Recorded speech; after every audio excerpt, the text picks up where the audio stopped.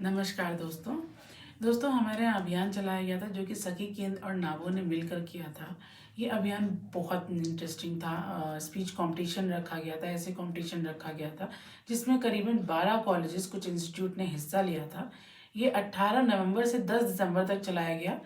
तो ये है हमारा बीएड के जो छात्राओं ने बोला, जो वीरेंद्र स्वरूप की छात्राओं ने बोला, बहुत अच्छा रखा उन्होंने। आपको ज़रूर सुनना चाहिए इसे। और ये महिला हिंसा को कैसे खत्म किया जाए उस पर इन्होंने ये बात रखी है। आप इसको ज़रूर सुने, आपको बहुत मज़ा आएगा। औरतों के साथ होने वाली हिंसा और उनके विरुद्ध जो अत्याचार हो रहे हैं उसमें भी देश बहुत तेजी से आगे बढ़ रहा है। आज भी कई देश हैं जिसमें महिलाएं सुरक्षित महसूस नहीं कर रही हैं और ये अत्याचार दिन पे दिन बढ़ते ही जा रहे हैं। उनके साथ समय समय पर कई अत्याचार होते आ रहे हैं, वैदिक काल से ही नहीं बल्कि हमारी जो पुरानी परंपराएं हैं उन्हें सुचारू रूप से चलाने के लिए महिलाओं पर कई अत्याचार किए जा रहे हैं। मैं अपनी 2 लाइन प्रस्तुत करना चाहती हूँ। अपमान न करना, दिल न दुखाना। अपमान न करना, दिल न दुखाना, संसार नारी से तो चलता है। सारी दुनिया को हासिल करने वाला पुरुष एक माँ की गोद में ही तो पलता है, एक माँ की गोद में ही पलता है। इन लाइनों को एक पुरुष को ही नहीं बल्कि पूरे समाज को याद रखना चाहिए कि नारी का महत्व समाज में उतना ही है जितना कि पुरुष का है। महिलाओं के साथ अत्याचार कोई बड़ी घटना नहीं है, काफ़ी दिन से ये अत्याचार होते आ रहे हैं। फॉर एग्जाम्पल, जैसे कि एक लड़का लड़की को प्रपोज करता है और अगर लड़की की मर्जी नहीं है तो उसका प्रपोजल अस्वीकार कर देती है तो लड़के से अपने इंसल्ट के रूप में ले लेते हैं और उस लड़की के साथ कई तरह की हिंसा हो जाती है, जैसे कि एसिड अटैक, जो कि नहीं होना चाहिए।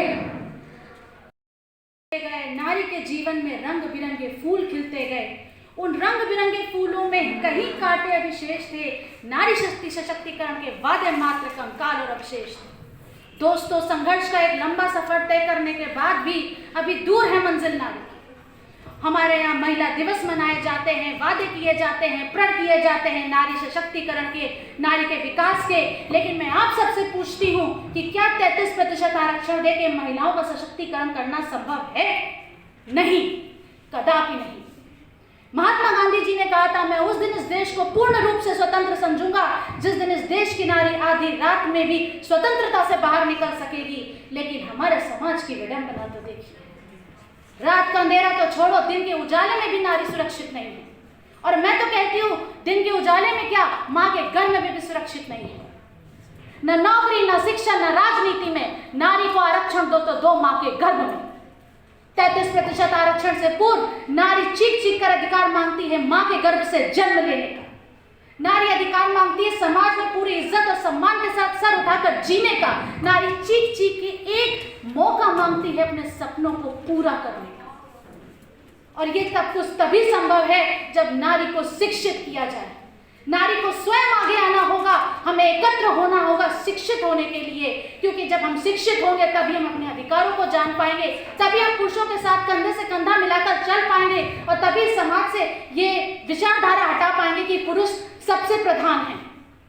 क्योंकि नारी शिक्षित तो परिवार शिक्षित, परिवार शिक्षित तो राज्य शिक्षित, और राज्य शिक्षित तो समाज शिक्षित, और समाज शिक्षित तो देश स्वयं अपने आप प्रगति के पथ पर अग्रसर हो जाएगा। मैं खुद एक नारी हूं और मेरा यह मानना है कि उम्र किसी को थका नहीं सकती, ठोकरें किसी को गिरा नहीं सकती। अगर जीतने की लत हो तो कोई परिस्थिति हरा नहीं सकती, कोई परिस्थिति हरा नहीं सकती। अंत में मैं आपसे सिर्फ इतना ही कहना चाहूंगी कि अगर नारी एकजुट होकर आ जाती है अपने को शिक्षित करने के लिए, तो मैं आज इस मंच पे पूरे भरोसे के साथ कह सकती हूँ कि नारी को 33% आरक्षण रूपी बैसाखी की आवश्यकता ही नहीं होगी, क्योंकि नारी से बड़ा योद्धा तो हो ही नहीं सकता।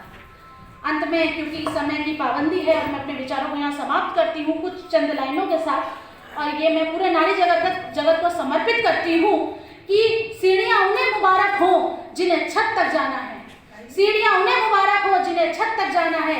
हमारी मंजिल तो आसमां है, हमें रास्ता खुद बनाना है। जब ये महिला में शक्तिशाली तो क्यों कहे नारी को बेचारी। मेरा नाम श्रुति गुप्ता। सबसे पहले मैं महिला हिंसा को परिभाषित करना चाहूँगी। महिला हिंसा से तात्पर्य है किसी भी महिला को शारीरिक एवं मानसिक रूप से चोट पहुंचाना। महिला हिंसा कई प्रकार की होती हैं, जैसे कि घरेलू हिंसा, गर्भपात हिंसा, दहेज प्रथा हिंसा, बाल विवाह इत्यादि। आप सब जानते हैं महिला हिंसा दिन ब दिन बढ़ती जा रही है। इस कहावत की तरह दिन दूनी रात चौगनी।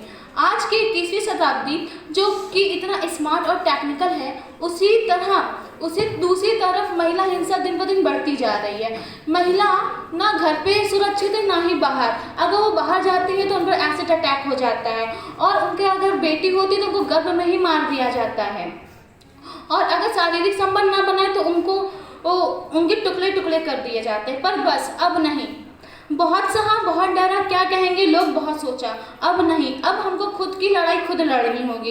इस पर समाधान निकालना हमारा कर्तव्य है, क्योंकि कोशिश करने वालों की कभी हार नहीं होती। मेरा पहला समाधान ये है कि हर छात्राओं को छोटे से ही प्राइमरी स्कूल से उसको सेल्फ डिफेंस की ट्रेनिंग देनी चाहिए, ताकि वो अपनी रक्षा खुद कर सके। जैसे कि एक अंधा बच्चा एक अंधे स्कूल में रहकर इतना ट्रेंड हो जाता है कि वो बिना आंखों के चल सकता है, देख सकता है, दौड़ सकता है, और यहाँ तक कि वो अपनी सारी चुनौतियाँ अकेले लड़ सकता है। मैं दूसरा समाधान ये देना चाहूँगी, हर महिला को शिक्षित होना चाहिए और उसके साथ साथ ही उसको सेल्फ डिपेंड होना चाहिए। क्योंकि जब लड़कियां शोषण का शिकार होती हैं तो उनके माता पिता यही कहते हैं कि नहीं, FIR नहीं कराना है, समाज क्या कहेगा, लोग तुमसे शादी नहीं करेंगे, लोग तुमको अपनाएंगे कैसे। तो खुद शिक्षित होकर अपने माता पिता की सोच बदलिए, उनको प्रेरित करिए।